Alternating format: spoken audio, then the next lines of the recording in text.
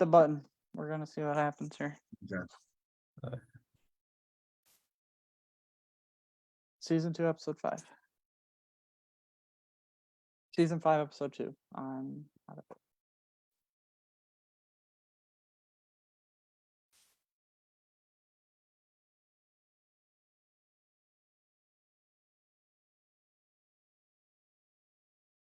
ready, guys?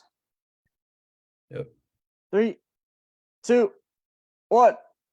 The The Spread season Season 5, episode 2. Episode 2. Right. What is up, everybody? We are back for season 5 of The Spread. We are your vets, man. If you caught our draft episode, that was season 1. That was episode 1. This is episode 2, where we start to get into the preseason. On a little later than normal, but it's okay. We'll still get into everything we need to for preseason. Welcome back, boys. Welcome back to The Feels Spread. good, man. All of our loyal fans, I'm sure, are just flooding the stream right now. Ready for that hard-hitting news and information on the NFL. But it's just good to be back with you boys talking about some football, even if it is preseason. So obviously we'll go through some of our games and then we'll get into a little more specifics. But I was just gonna say some people really downplay the preseason. I think it really is a good opportunity for us to see, like, you know, Deuce. We're gonna get into like players specifically, but Deuce Vaughn like has a lot to prove. Everybody's behind his back, you know, support. Man. Yeah, that's the one light that we got going on. Yeah, so I think it's a big part, and I like how there's like TV shows now that show the preseason like process and everything, so we get to see like a different perspective. So now preseason, hey, preseason is way better than nothing, so I'll take it every single day. oh yeah, I'll take any football I can get. So where do we want to start? I guess we'll start with the winner, Josh. Your team is the only team that won their game, so we'll start with you. Yes, sir. First of all, Justin Fields 3 for 3, 2 touchdowns passing. I think he's leading that was impressive. no, he threw a screen. First play to DJ Moore. First play of the First play to DJ Moore. Bears. Yeah, Career, first play to DJ Moore, and he takes it 65 yards to the house on a wide receiver screen. And then next series, that was like a 3-play series. Next series, we drove down the field a little bit, and then he dumped off a screen pass to Khalil Herbert, which with David Montgomery being on this year and getting traded to getting let go, and then he goes to the Lions. You know, it gets a big opportunity for Khalil Herbert, who I think is a little bit like is going to have a way better, I'd say better production wise, because of the fact that he's more of a zone running back instead of David Montgomery. He's like a ground and pound running back. Yeah. So he shows his speed. He has to get his hands a little bit better. So it's got to see, you know, he's caught the ball and was able to take it to the house. So he also said that they find players if they get all the way down to the 5-yard line and then they get like chased down and they don't score. He's like, yeah, so I wanted to make sure I was not getting fined. I was like, well, what? Because people be chased down. Yeah, I was like, what? So no, Justin Fields 3 for 3. Didn't run the ball, didn't get out of the pocket. There was one pass where he threw out to like third option. Was able to go through his progression and looked pretty good. So off seasons look pretty good. Man, we're just like a completely different team. Deontay Foreman's in our backfield. We got Robert Tonyan. We signed Mercedes Lewis, old ass. He's like 50. He's still playing? Yeah, bro. He's on the. He's old enough to be our daddy, man. Yeah, bro. And then our defense, dude. We just got Yannick Ngakoue. Signed him on a 1-year, $10 million contract. Huge piece to our defense now. We have Jermaine Edmonds, TJ Edwards, Eddie Jackson, Jaquan Brisker. We got really Edmonds pickup, probably the most underrated pickup you guys had. Crazy. So, man, with offense, you had DJ Moore, Claypool, Cole Kmet, Darnell Mooney, bro. And then we got it. Hopefully, our offensive line is playing a little bit better, which they look pretty good now. So, looks pretty good. We were flying to the ball defensively, which is good to see. People were like, "You guys are going way too hard right now." The NFL broadcasters were like, everybody's, you know, flying to the ball and everything." Which I kind of get that vibe for this preseason. I like that everybody is kind of like, you know, we're on the go. Where it doesn't matter if it's preseason or not, week 1 or even the Hall of Fame game was pretty good too. So Yeah, got yeah. Hall of Fame game was surprisingly good with that comeback and everything. The Browns came back, right? Or the Jets Mhm. came back? I can't remember. But it was pretty good. And obviously preseason is a great time to just evaluate the young talent and backups on your team. It's like when people get injured, it inevitably happens. What is our team gonna look like? Yeah. Who can we depend on? Yeah, who can we depend on? Daniel, you can go ahead and get into Cowboys game if you so wish. I don't think he wants to. Yeah. No. I'm cool with the fact that Deuce Vaughn got so many touches. Yeah. Really like that. Honestly, I'm looking more optimistic in regards to our running back core. That was last year like a handicap because you knew when 21 was in. It's funny because I got him right here. Once you knew when he was in, like something good wasn't gonna happen. In regards to the run game. Now there could be a good pass because he picked up a blitz or something, but in regards to you giving him the ball, I think he got more than 20 yards like twice last year. So you just knew that there wasn't going to be any big Pittsburgh Steelers screen breakaway for 60 plus yards. And I think now we have enough backs with Mike Davis, Turpin, obviously Pollard, and now we got Deuce Vaughn. All 4 of those guys getting the ball. All of them got that 4.4 speed. All of them, if they hit the sideline with a little bit of wiggle room, they're gone. Our defense, I mean, that the one play that really is just like, God dang, really? In the preseason, when the rookie, whatever his name is, scrambled out and was falling and threw a dot for like 30 yards. Yeah, the Jaguars quarterback. And I was like, bro, what the? Is it only in Dallas you see something like that? But that's whatever. We're looking optimistic. Obviously I ain't trying to beat on my chest right now because I'm still wounded from last year with the screen thing with Zeke at center or whatever. Yeah, I don't know. We'll see. Is Turpin running back or receiver? See, the thing is, we're going to kind of use him how we used Tavon Austin a couple years. Like he kind of sometimes he was lined up outside, sometimes he was in the backfield. Like I think we're going to rotate a little bit more because they said going into this year, Turpin's going to get the ball more than he did like 3 or 4 times last year. Yeah. Like we barely even used him, but this year's going to be a lot more. Yeah, I think Deuce Vaughn was probably one of my favorite outings as far so far this preseason. The whole story with him and his dad, obviously, and then you see him run hard downhill. I mean, like I'm breaking tackles. He's got wiggle on him, bro. And then I saw the pass in the flat that he caught, like jumped up for it too. So he's got hands too. He's giving me young Maurice Jones-Drew vibes. Oh, yeah. Because Maurice Jones-Drew was small, but he could also like giddy up, and he was not a slouch in the backfield in regards to catching passes. So that's which I'll be cool with. If Deuce Vaughn can give me 700 all-purpose yards before we get to week 15, I'm gonna be cool. That's a lot of yards. 700 all-purpose, rush it and catch it. That's not. Yeah, that's why I put them all together. You know, like give me 400 on the ground. He had 8 attempts, 50 yards, a touchdown. So I mean, that's about as good as a preseason outing as you can have as a rusher. Sure. Yeah. That number 42 looks weird though. I don't know how. Weird running back. Yeah, he'll switch. Really weird game, I thought, the Cowboys game, because first of all, Trevor Lawrence threw 6 passes, which why is he even in the game? It matters. It matters. They have to get at least a series. He's got 2 more games. I think because they had Calvin. I don't know if Calvin really played or not. He did. I think that's why they played him, because nobody's not playing their starters anymore. There's one less preseason game. It matters.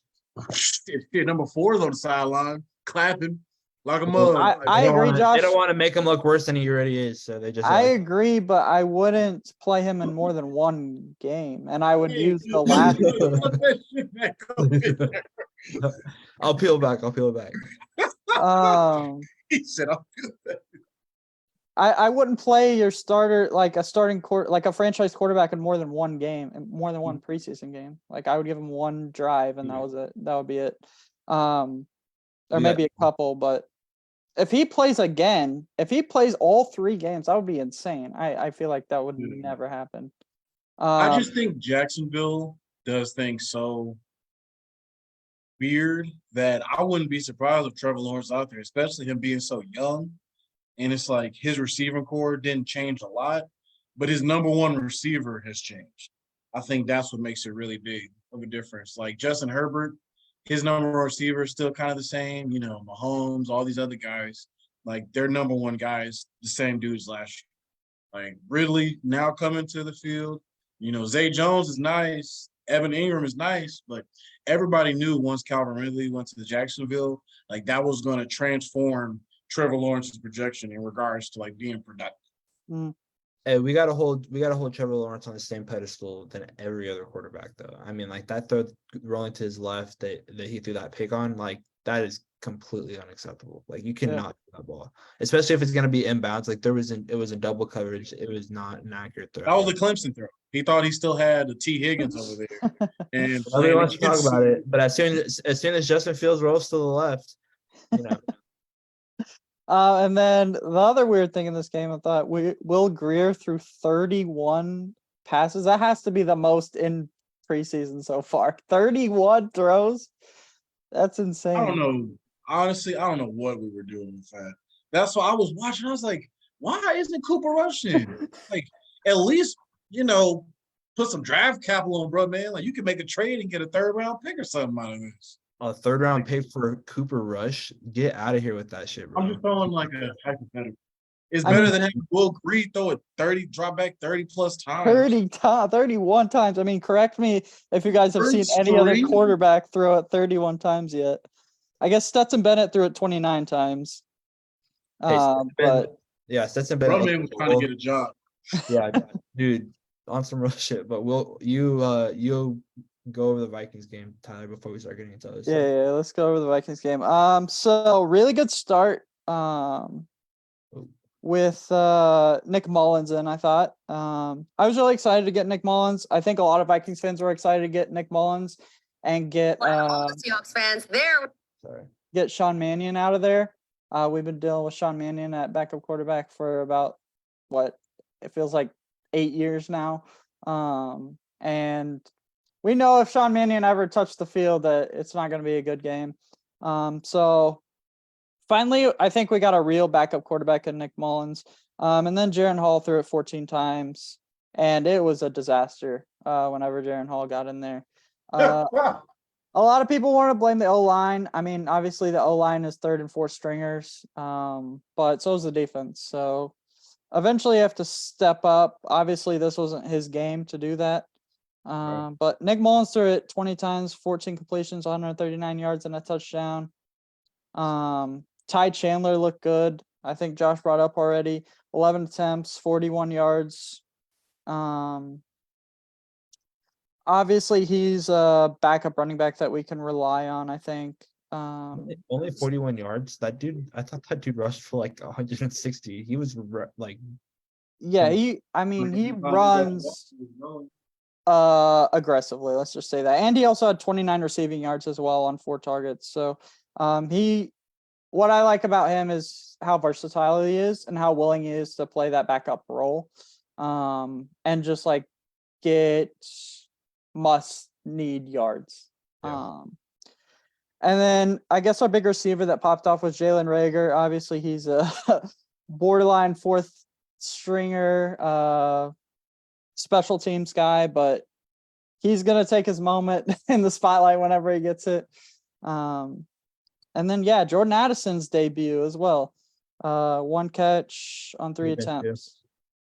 So we'll see. Obviously, Jordan Addison will get a few more attempts in the next 2 games. But as far as the game itself, we got a interception, I think, late in the 3rd quarter where all the guys ran to the end zone for the photo op celebration. And after that, the defense just clocked out and went home. We just stopped playing defense after that interception. And the Seahawks really rolled us. I mean, they had Drew Lock out there, who's a borderline starter, so he torched us for a good minute. And then they brought in Holton Allers, never heard of him, but he threw Yes, for I've never for heard of him. 43 yards. I don't know if he's a rookie or not. I haven't heard of him before, so Yeah, no, it was Jordan Addison should have had a second catch. That toe tap was nice. I'll give him credit. Hey, I was telling you guys about Jordan Addison before you guys drafted him. for sure. And I think he has the potential to be a strong two. Paired up with Justin Jefferson. Obviously, Justin Jefferson is going to be getting doubled every play, so it's like Jordan Addison has to step up. If he Yeah. doesn't, then KJ Osborne will step up. Without Thielen, someone's got to fill that role. So that's that game. Okay. What do you want to get into, Tyler? One highlight that I just wanted to mention right off the top is the Texans Patriots game. That juggling catch in the end zone was Oh, insane. the one with the Patriots receiver. Yeah, Like, where he kicked it off his honestly, leg. I didn't think that was a catch at first. I I didn't thought either. his like butt cheek was out of bounds or It something. was Tank. It was Front Tank man. Dell from the Texans. Yeah, it was Tank Dell from the Texans. Yeah. Texans, my bad, yeah. But the Um, Patriots receiver had a really good catch too. He had a really good touchdown that game. Number Yeah. 11, I think. Yeah, that was a pretty insane catch. There was a couple good plays from just. That's what I mean. Is like you just see these guys fighting for their freaking job, dude. Like they're giving everything that they have, just like their only opportunity. So, can't take that for granted. But yeah, are you wanting to do what our top three rookies so far in the preseason? or- Yeah, top three rookies. We can go ahead and jump into that. So there's a couple. Tank Dell being one of them for me. Tank Dell coming out of Houston, stood there and really provides them with a good route runner and a speed demon and he's pretty consistent. If I can pull up the stats without it showing up. I think he had like 60 something yards off of like 5 catches and a touchdown. Should have caught that ball the first time. That was a pretty easy opportunity for him, but then he actually looked out and caught the ball. I didn't think he actually got in, and then I looked at it again. I was like, holy shit. Are you guys wanting to go one by one or everybody go through? Just do, yeah, I'm down. Another person I had, I'm gonna count him as a rookie because last year he couldn't play due to injury. Justin Ross, receiver from Clemson, who would have been a first rounder had he not gotten hurt. But he had been killing it in training camp and OTAs and stuff. And it's really good to see him come back because he just had a lot of potential. And then for him to go undrafted, and then of course the chase out of all people get Justin Ross, ended up scoring a touchdown off of like 3 catches, I think. But dude is dominant. He's a great route runner. He's got, the big time ball catching ability and he's going to be a threat in this league for a long time. And then lastly, Stetson Bennett is my third guy. I liked him coming out of Georgia. I think he's his age, obviously he's like 26 or something. He got that no Shaw Marino. Yeah, no, he's a little bit older, but he's kind of got like that gunslinger mentality, and he can actually run the ball. He's a sneaky runner. So ended up playing pretty well with the Rams, and supposedly he's been killing it at the Rams OTAs and stuff. So whenever Matthew Stafford is done playing or whatever, he's going to be probably another 2 years. I think that's a great opportunity. Another Georgia alumni. I was gonna say they both came from the same class. Yeah, they got pretty good thing going over there. So I think Stetson Bennett will be able to take the reins after probably another 2 years. But he's gonna get really good opportunities, and he's doing good with whatever he's got with him. So that's my 3. Probably my number 3. Obviously, I'm really looking forward to. Actually, I'm gonna say 4. I'll start with Mozzie Smith. I think my 4 will be Mozzie Smith. That's gonna be huge for you guys. Number 3, Jordan Addison. What's up, Num- John? Number 2 is probably Jackson Smith and Jigba for the Seahawks. And then number 1 has to be Jalen Carter, I think, right now.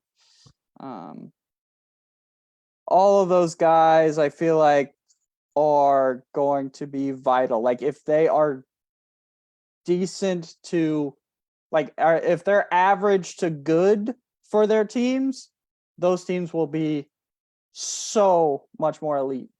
Jalen Carter's in my top 3 too. I'll go ahead and jump with him and just throw him as number 3, piggybacking on what you were saying. Jalen Carter, if he turns out to be half to 3/4 as good as he was in Georgia, Philly is going to run away with that division for the next 2 to 3 years. If they keep everybody intact and stuff like that, it'd be pretty much a wrap. So I'm really worried about that. He's by far the biggest prospect on defense, just because he has that Ndamukong Suh kind of swagger edge to him, to where it's like, man, he looks like he's gonna punch everybody in the mouth, but the work ethic is up for question. So if that speaks for itself, then we're stuck. My second one is Dalton Kincaid. Half of this is because of I wish we would have picked him up, and I'm like curious to see how he would have done for us. The other half is I think the Bills, they kind of did what we did with CeeDee Lamb. We didn't need CeeDee Lamb that much at the time. Like, they didn't need Dalton Kincaid that much at the time. But I think adding him with Gabe Davis and Diggs and obviously Josh Allen back there throwing the rocket, like, that just makes them that much closer to the Chiefs. Will they be able to beat them? We'll see. You guys believe in Cook, James Cook? Supposedly, like, I don't know, man. I mean, it's tough because he's being compared to his brother. So it's like, yeah. And they're in the same position too. That's like if Trayvon Diggs was being a receiver. Like, I'd hate that for him, because that's, you don't want to be compared. I can only think of 2 brothers, well, 3, that were kind of in the same position, or at least the same side of the ball, that, the Sharps, the Mannings, and the Pousies, whatever that you want to call them. They all played the same type of side of the ball and, dominated. Will this dude do it? Well, we'll see. And my number 1 is Deuce Vaughn. I think having him paired with Tony Pollard, and we already said that we're going to ease in with Tony Pollard coming in. So that means Deuce Vaughn is going to have at least 3 games with 13 touches. Like, there are going to be 3 games in the first 5 or 6 where he's going to have 13 touches. And I think within those touches, if he can be able to do what Tony Pollard did when Zeke was in, it's like they would both get the same or close amount of catches and touches, but one of them would obviously do a lot more with it. Obviously, I'm not hoping that he outshines Tony Pollard. I don't care who outshines who. I just want some shining in the backfield. So, I think the Deuce Vaughn thing is going to be really big, especially because Dak is down a security blanket with Dalton Schultz. He's down with him. Him being gone is really huge, because there were a lot of third downs where CD's doubled, and Michael Gallup has a one-on-one he can't break because he's lazy, and T.Y. Hilton's old, and down the middle, 3rd and 8, Dalton Schultz catch it and get tripped up by a linebacker. We don't have that this year. We got a random dude. We're just going to call him random dude until he earns his name, a.k.a. Ferguson. And so having Deuce Vaughn back there is just another little weapon to kind of bail Dak out for having to be a superhero.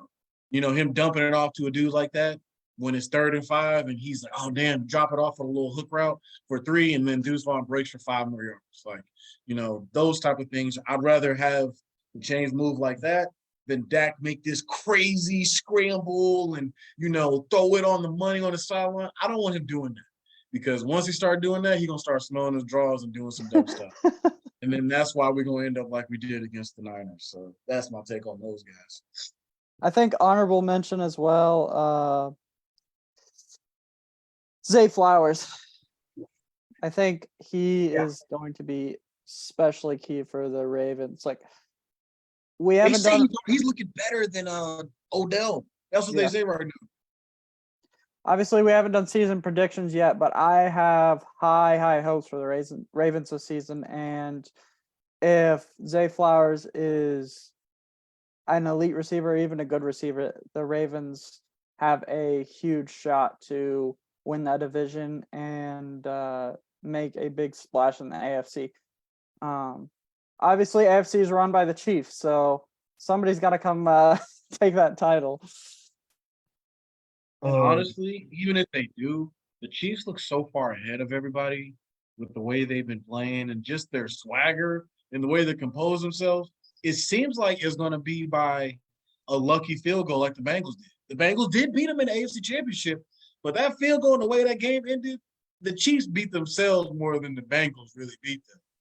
So that's the part that makes you really scared for them. They're kind of like they are starting to step into the Patriots' fear in regards to, damn, we got to go against the Chiefs in the dome again. Yeah. And January is cold, and Kelsey got a new haircut, and Mahomes' brother ain't doing no TikToks. It's not looking good for whoever's going in that field, man. Hey, we got a viewer comment. So John just put up a really good, a really funny comment. You talked about how AC is ran by the Chiefs, but sleeper team, I think the Jets. You know what I mean? Mhm. Aaron Rodgers said brief on coming back. Allen Yeah. Lazard, Garrett Wilson looks unstoppable, and then you have DJ Reed. You have what's his face at corner. It's gonna be, it's gonna be pretty good. He says, just watched Hard Knocks and I already see Rodgers starting to be a diva. Maybe I'm wrong, but be careful, Jets. Yeah, I mean, it's hard. From what I've seen, I've kind of had this conversation the other day. I'm like, is it bad that I'm kind of starting to like Aaron Rodgers now that he's like not on the pack? Now that I can like deal with him and shit, like, I don't know. I'm gonna play with them on Madden. I'm definitely gonna do it. I mean, if the Jets start running shit in the AFC East, I will start to like Aaron Rodgers more because For sure. like just major props because the Jets have been such a punching bag and such a little brother in the AFC East for so long. If he just walks in there and says, we're the top dogs now, and they just start like their first 6 games of the season are against elite teams. Like they could start out 0-6. They could start 0-6. They could start, or 4-2.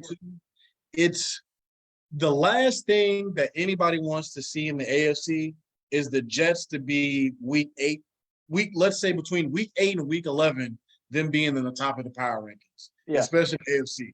Like that means they've gotten past the hard part of the season and they've successfully made it through.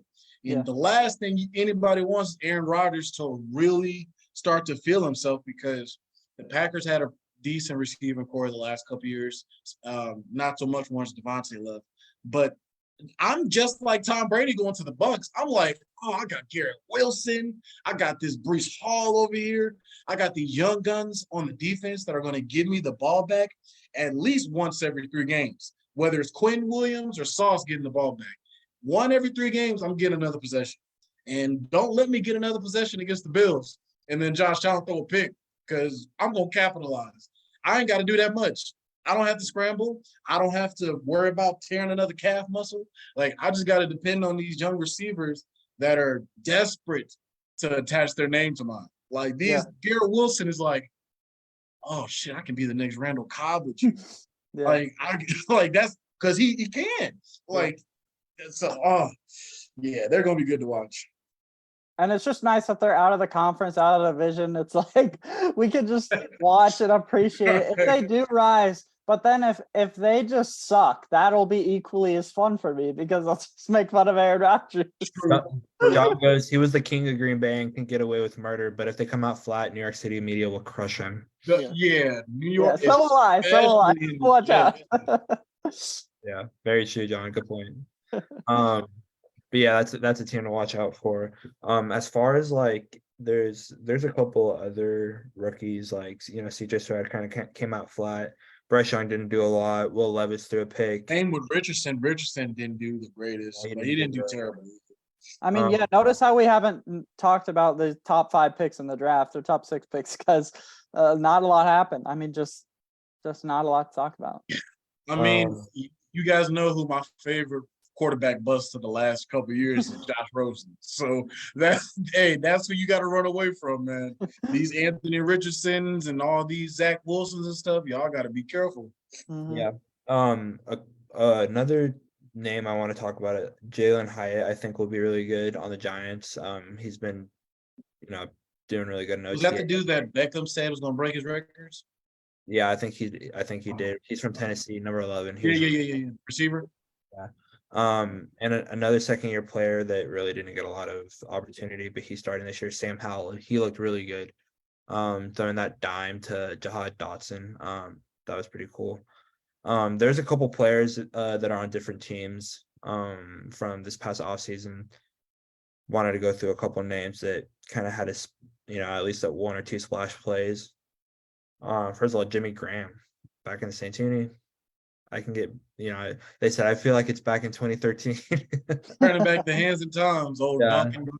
Yeah, it's good to see him back. I think he's gonna retire there, obviously. And dude, Derek Carr with Michael Thomas, Crystal, dude, I was just gonna say, I was watching that a minute ago. Derek Carr, you could tell he is like, I'm really finna try this year.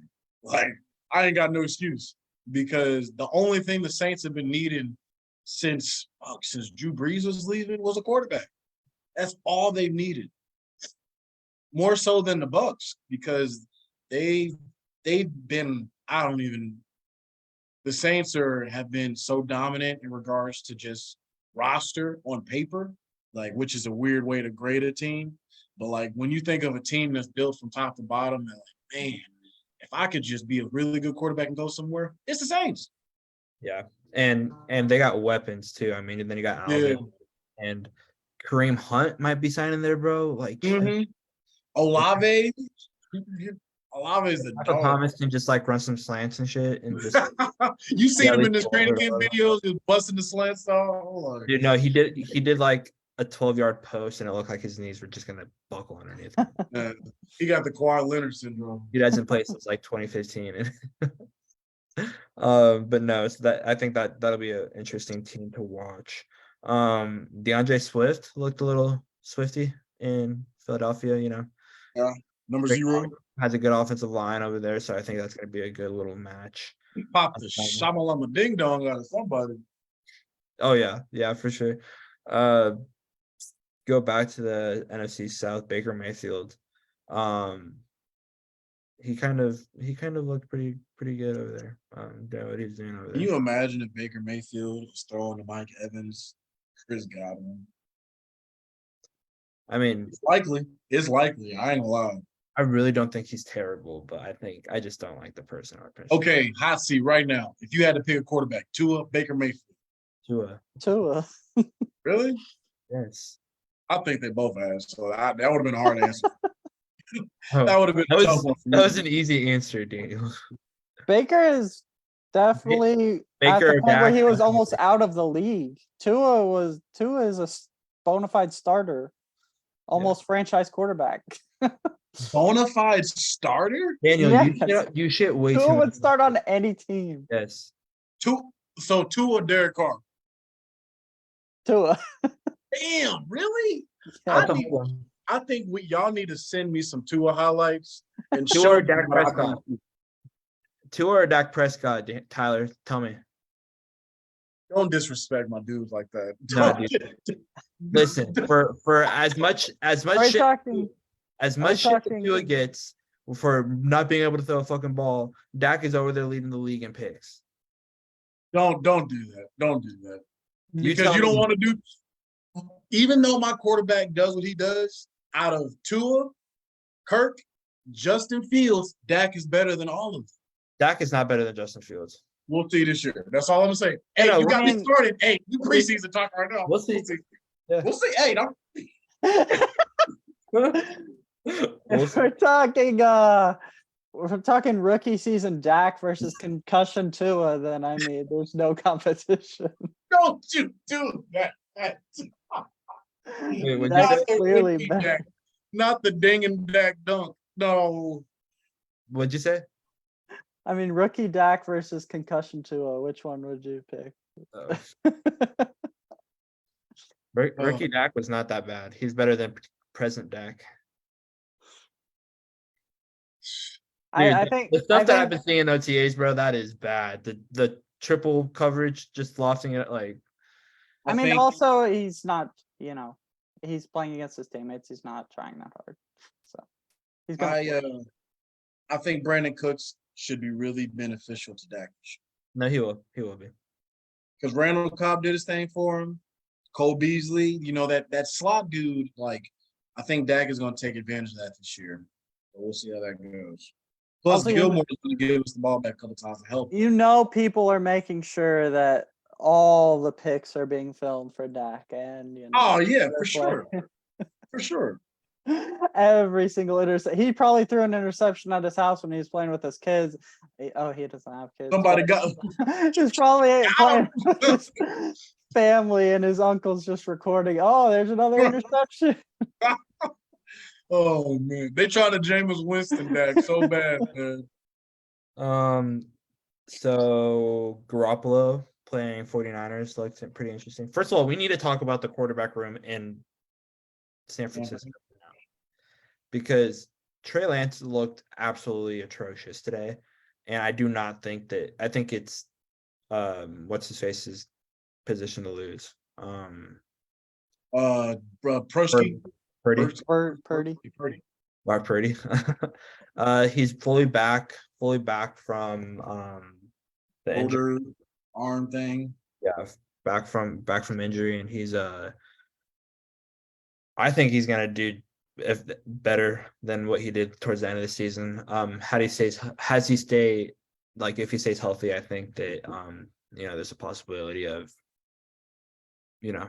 them winning the Super Bowl, but I guess we'll never know.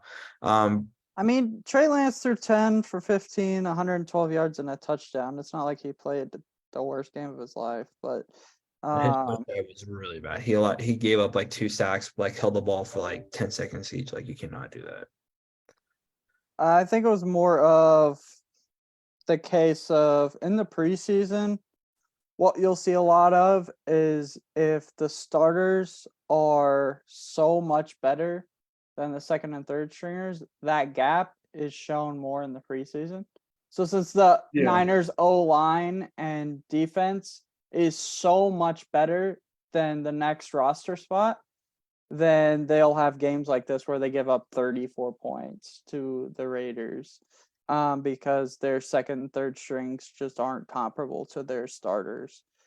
I feel like obviously, I think just talking about the quarterback situation, I think Sam Darnold wants the starting job so bad. Like, I think he feels if it was Go ahead, based go ahead, off bro. who's hungry enough for it, I think Sam Darnold wins it, no doubt. Like, I think he is most desperate to win that starting job. What's up, Julian? Julian has commented on what up? What up? our 49ers guru over here, Julian Strobel. Julian. Both guys will play this year. Purdy will start, get hurt. Lance gets a chance. Yeah, that sounds about right. Yeah, so thanks for the update. John goes, with the Eagles being solid for next few years, when is it time for Dallas to move on from Dak? Move on? I The think toughest thing about that is moving on. Like, I'll just go back to recent times for us. When we moved on from Tony Romo, at the time, once we made the decision, it was like, like Tony couldn't stay healthy. Like, he just hurt his collarbone again. Like, it made sense. Dak was on fire. But this time around, when it comes to having Dak being replaced by somebody, like, who's going to be on the market? Who can we go to? What rookie is going to be like, before the season even starts, it's like, he is for sure a bona fide, like, super stud or non-interception thrower. Derek May or Drake May, whatever the dude is from North Carolina, what's the likelihood we're going to get him? This isn't a Troy Aikman situation where we're a stacked team and we just magically get hurt. So what And happens then- if you guys lose games? You guys lose games, you guys end up with the top 5 draft pick and Drake May and Caleb. That's different. No. Not is that different If though? that happens, Yes, John. if we would have to either parlay that into something bigger in regards to like some big weapon or something, or just jump and get a different quarterback. I don't have that much more time for that. As much as shit I'm talking and him being better than, I do believe he's better than the quarterbacks we've listed. Given the take of with the troubles and all, but at the same time, because he's been on our team just longer than all of these other quarterbacks been on our team, and we have still been in the same position as before and after Tony Romo left, I'm like, we can get another quarterback and pay him less to do this. Yeah. And then have another, we could keep Micah, because I want to keep Micah. We just signed Trayvon Diggs, which is cool, but Micah's coming, CeeDee Lamb, we need that extension. Like, I'd rather extend those guys, throw another guy in there that can do the same thing Dak's doing. Our team is like a poor man's version of the Saints. Like, every position besides our quarterback is top 15, which is what you prefer when you're having a franchise that has as much cachet as us. I think it's crazy that Jerry Jones flat out says it's not. Don't it's- talk about that Zach Martin thing, please. Yeah, Zach Martin. I knew. As soon as you said Jerry Jones, I was like, Zach Martin. Yeah, because he should have said we need to pay for Micah. How are we supposed to Yeah. manage and afford Micah if we can't? He's like, it's obvious. And on his defense, dude's got 2 more years on his contract. He can go ahead and wait. Yeah. Julian goes, how about that Diggs contract? Cha-ching. Yeah, no shit. I think this year is going to be the year that we see if it's going to be worth it or not. Because the only reason why Diggs was looking so good last year because everybody was scared to throw to him. Now it's like it makes sense why Dak's throwing interceptions, because when you think of DBs, we got the top 5 DBs. We got Diggs and Gilmore. Pick your poison. You want to go against the vet that was the defensive player of the year, the last DB defensive player of the year, or you want to go against the interception hungry other dude over here that's ready to Marcus Peters. My buddy Jacob Steiner, what's up, Jacob? He goes, that's facts, poor man Saints. Okay, I like it. Yeah. Pretty good explanation, but no, it definitely makes sense. John's spitting out some questions. He goes, also, Tyler, I think Minnesota should have drafted a quarterback, especially how Yeah. We far did we're draft a quarterback. left with thoughts. You mean Yeah, but instead of Jordan Addison? Like, what were we supposed to do? Well, you guys had a 1st-round draft pick. Did you have a 2nd round? I can't remember what pick Yeah. it Now was, but you guys do have Mullins, so I understand now drafting like a quarterback high. But yeah, you don't want to hold. I can't. We did draft a quarterback. We had to draft a quarterback. We have to see if he can play ball. If he can't, we can draft another one next year. Obviously, our window for Kirk is like we should have been developing a quarterback already to this point, but because of our last ownership situation, not ownership situation, but GM situation, it didn't happen. So now we have this new GM who's put in, between a rock and a hard place. Like, he has to get a quarterback to start getting ready to replace Kirk, but there's not years left. Like, it's either because Kirk's next contract would break the bank to the point where, like, It would break the franchise. yeah, it would break the franchise. So there's no way we could keep him. Yeah. And there are so many other teams that would pay Kirk absurd amount of money, like the Panthers, like all these teams that Him and Thielen back together. have nothing at quarterback would pay Kirk, millions and millions of dollars to play. But for us, we're in more of a win now attitude where we have to get an elite quarterback to pair with Justin Jefferson now. And we need one for cheap. So it's a super tough spot. Like, I don't envy the new GM at all. With what he has to do with coming up in the next 3 years. Do you know Kirk's cap hit for the next 2 years? I don't know what it is, but I know we can't sign him to another contract. Oh, It's- you guys will find a way to do that again. You guys do it after every offseason. It happens, or after every two at least. No, because this time it's gonna come with Justin Jefferson's contract, which 20 those mil. con- That's the cap hit. those two contracts year. are not gonna mesh very well. John goes, had a chance at Will Levis. What happened?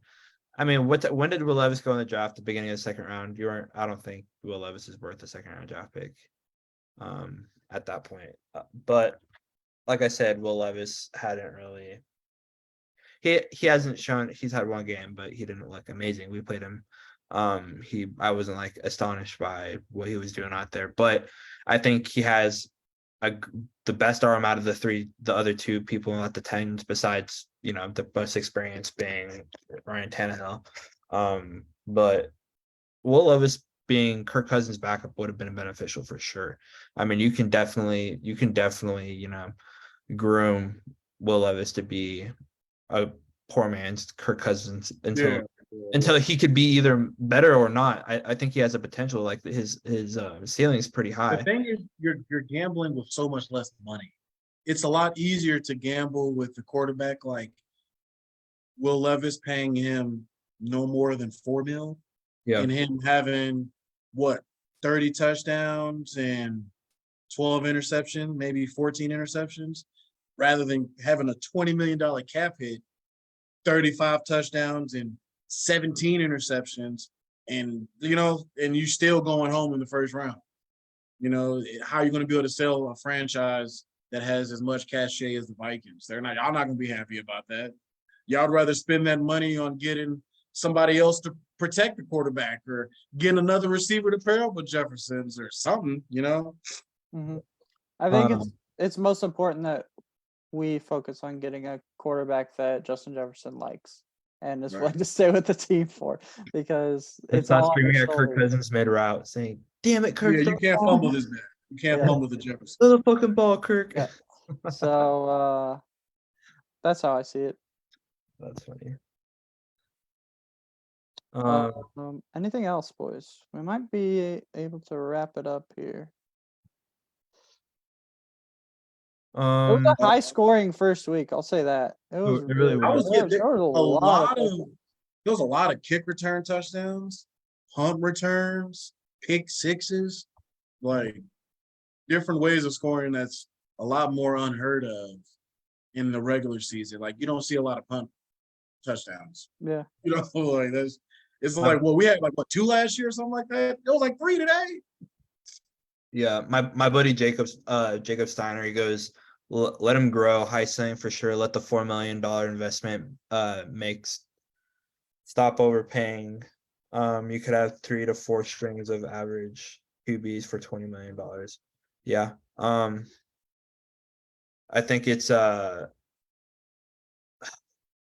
just crazy how much starting quarterbacks are getting paid, especially for them being a rookie. So I think even in the second round, it's like you got to go best bang for your buck in that situation, which it's going to be Kirk. But yeah, that's what I got. Only other thing I wanted to mention is the Ravens winning streak. Keep an eye on that going forward. They won number 24 in a row in the preseason, so props to them. If I was the Ravens right now, would you want to tank one, or how long would you be impressed with yourselves with having a preseason undefeated record and no AFC championship title? Yeah. Could you imagine if that was the Cowboys record? Do you know how bad we would be thrashed right now for doing that? Oh, I couldn't even imagine. I need to look through and see how many of these wins are just based on Justin Tucker alone, though, because obviously he's the best kicker in the league, and a lot of these wins are just You think Justin Tucker's even playing in the preseason? He did. Yeah, He kicked the game-winning field goal, or the 60-yard field Dude, goal. I am not playing in the preseason. It's Justin fucking Tucker, dude. I am saving that leg. You go ahead and ice it. Go ahead and take the day off. I'll see you week 1. But the thing is, though, if you're Justin Tucker, you're like, fuck it, I need a little practice in. Like, I'd rather kick the 65-yarder and miss it right now when they be. No, little and bit- and he hits a 60-yarder and he's just so elated about it. He doesn't. He's so happy. He hit it. Yeah, protect them at all times. It's like yeah. And he's got to keep the streak alive. Like they got to keep winning preseason games. It's the only 30, way. right? The 30 wins. No, 24 now. Oh, I thought it was 29 and then they got 30. That's still crazy. Still alive, that's what I'm saying. Still alive. But no, I think that's all I got. Just make sure y'all are watching for DJ Moore. Julian goes, he nailed the 60-yarder kicker's god. Yeah. Yeah. No, he's definitely the best kicker ever. So now that you actually have a receiver to like input in regards to top 10 receiver list, I'm excited to see how all three of our receivers are going to do. You're finally in the conversation. So that's what's up. It'll be good. And then you got Claypool and Mooney, and it's Play- You're too far ahead of yourself. Chill. gonna be a great time, guys. It's gonna be. I gave you alley-oop to take for DJ Moore, and then you had to throw Claypool in there. All right, boys. I'm looking forward to it, and it's starting off well, so can't complain. It's gonna be a good year. Yep. That's all. I think that's all I got. Yeah. Sheesh. Well, we got 3-4 more weeks till week 1, September something. September 9th or September 11th. All right, boys. Well, see you later. Peace out. Appreciate you guys tuning in. Take it Thanks easy. for watching. Holla. Oh wait.